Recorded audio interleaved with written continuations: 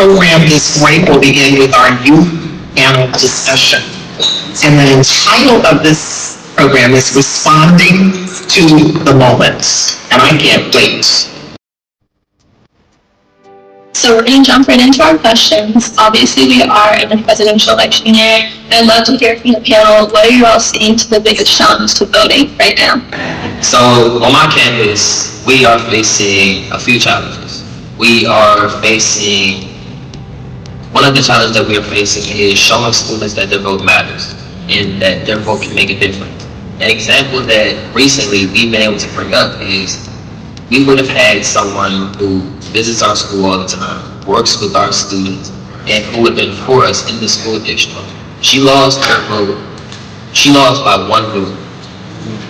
We would have had someone who's on our side for years if we just got on the vote. That's one thing that we constantly bring up. For me, I speak from the age where I'm not legally allowed to vote, but I can tell you that a lot of the times my friends, they're experiencing a lot after me. And that scares me because if it starts while we can vote, when it's time for us to vote, we won't do it. I have the perfect scores. I have all of that. But that is not my story. My story is so much more than that. I've had to step into that role, advocating for myself, even to friends and families, and arguing that, no, my admission to Harvard was not solely based on the fact that I'm Black. It's the fact that I'm a Black, intelligent woman.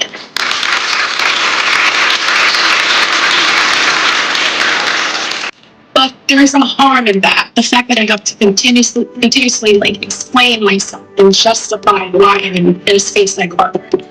The harm of racism is that it distracts. It puts students like me and other students of minority backgrounds and LGBTQ plus background in a position where we continuously have to justify our place in Raleigh instead of being in the library and studying.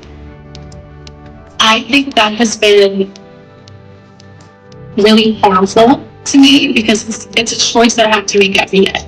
Do I want to be out there rallying for students, showing time and time again that we deserve to be here, we deserve to be in spaces in college? Or do I would I much rather be in the library? We have to be advocates. We don't get the choice. We have to advocate for ourselves. We have to advocate for financial aid. That should not be the case. There should be policies in place to protect us.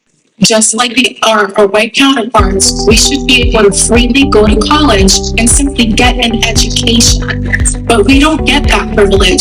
We also have to be the champions. We also have to be the advocates. We also have to stand up for our friends. We should simply be students, and I think that is one of the biggest hurdles. Black students can't simply be students. We have to be the leaders. We have to be the ones in class explaining racism and systemic injustices in our country. We should simply be allowed to be students, happy, and living our lives.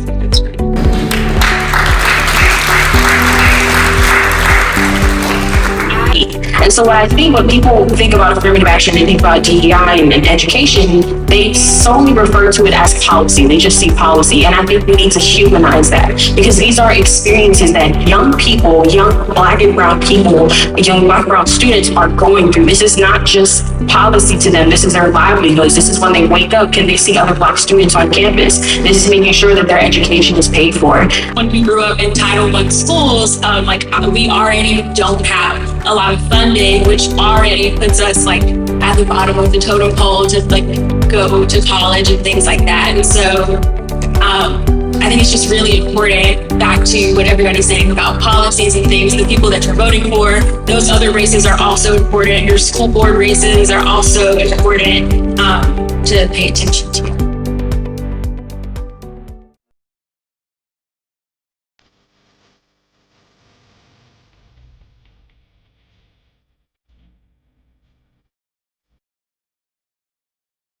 The setup of his nephew was started by a phenomenal brother by the name of Dr. Felicia. If you ever get a chance to check out his TED Talk, it's next level. I'm not biased. And he's, basically the premise was, he got his entire see Black and brown people being murdered by police. And for that, he got together with at the time, police commissioner in Denver, created the center. Part of the center's approach has really been about looking at harm reduction tradition, and not in the traditional clinical sense, really reducing the harm that racist, oppressive, destructive this industrial complex does to black and brown folks, particularly black and brown males.